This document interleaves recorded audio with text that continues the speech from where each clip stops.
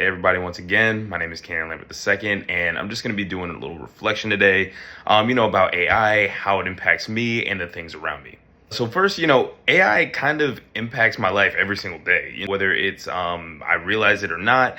It helps me organize my work, spell check, that's a big thing, and just learning how it impacts my field. Me personally, stepping into a marketing field, AI is actively changing everything in that and the way it's done, how professionals can be useful in that field, learning how to use it so you don't end up being replaced by it is a very big deal. But back to everyday life, in terms of keeping things organized, it's been very helpful to help put structure to certain things like my schedule, and it's also kind of helped me think bigger. Honestly, kind of sometimes feels like I have my own personal assistant. But at the same time, AI does make me very, very aware of how fast the world is changing. It forces me to stay on my game. It also gets very overwhelming because, it's everywhere. Social media, marketing, job applications, content creation, everything.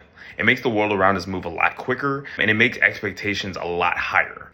People expect you to produce things on demand. They expect polished work. They expect instant replies. And sometimes it does definitely feel like the pressure increases because AI makes everything look a lot more perfect and a lot quicker. AI also kind of impacts a social circle. It shapes how people talk, how we connect, how we understand each other and ourselves. A lot of the content we see online can be AI generated or influenced by AI. The algorithms that decide what we care about, what we see, the trends that blow up, what conversations end up dominating. All of this is controlled by AI ran algorithms. I noticed that even my attention span gets pulled in tons of different directions because it's meant to keep me locked in on any one topic. Sometimes it can be great for gaining inspiration, but other times it can also mess with your real view of life. Real conversations don't necessarily feel fast or exciting.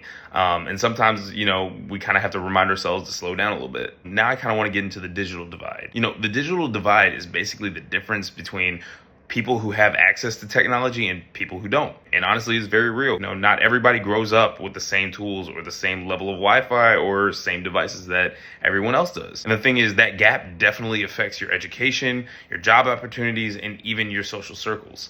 And the truth is that gap affects things like your education, your job opportunities, and even the way you see the world around you. As someone who's beginning to become more and more familiar with AI, I do start to realize that I am benefiting from something that not everyone else has access to.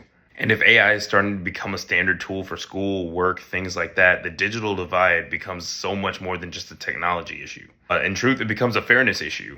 Some people will be prepared for the future and others will be falling behind. And not because they're not smart, but because they don't have the access. The implications of this matter. If AI continues to grow, and which we all know it will, and only certain groups have access to it, the gap between opportunities will only continue to get bigger and bigger.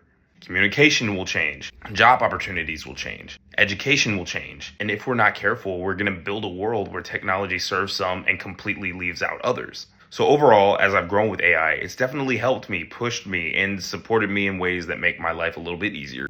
But it does also challenge me to, but it also does challenge me to stay grounded and mindful. And as powerful of a tool that AI is, it's only helpful if everyone else has access to it. And it reminds me that just as powerful as AI is, it's only a helpful tool if everybody has access to it.